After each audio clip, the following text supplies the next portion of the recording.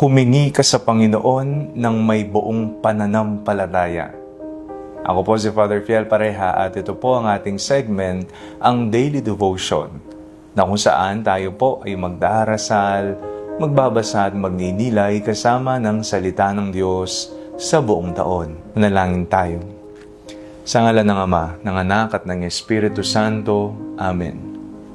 Halina, banal na Espiritu, liwanagan mo ang aming puso at isip nang maunawaan at may sa buhay namin ng iyong salita. Amen. Our Bible passage for today is from the first letter of John, chapter 5, verses 14 to 21, and I read it for you.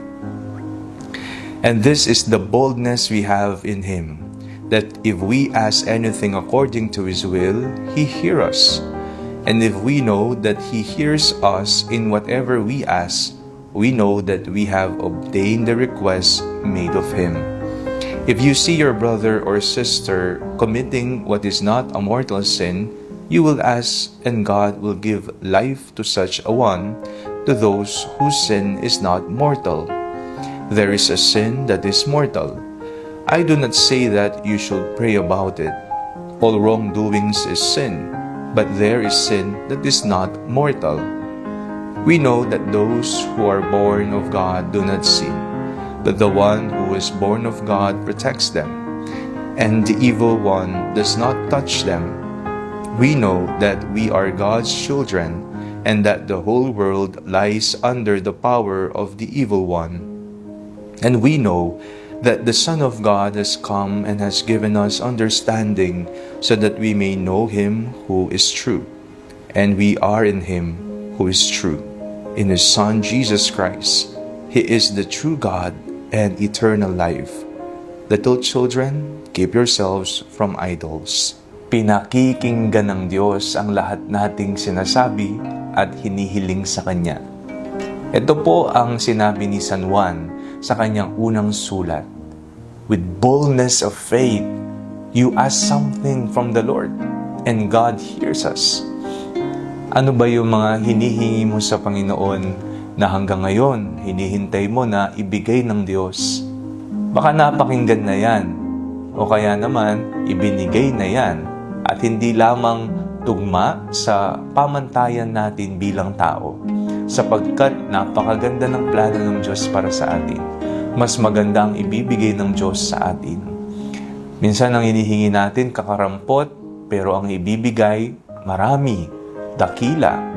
Minsan, napaka-eksakto ng ating hinihingi sa Kanya. Ganitong kulay, ganitong brand, o kaya, Panginoon, ganito sana ang mangyari, pero kaiba ang ibinigay, mas maganda, o kaya naman, mas matututo ka. Ngayong araw na ito, usisain natin ang ating mga kahilingan sa Diyos.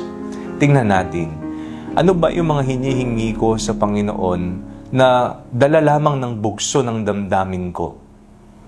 Ano ba yung mga hinihingi ko sa Panginoon na hindi ko naman pala talaga kailangan?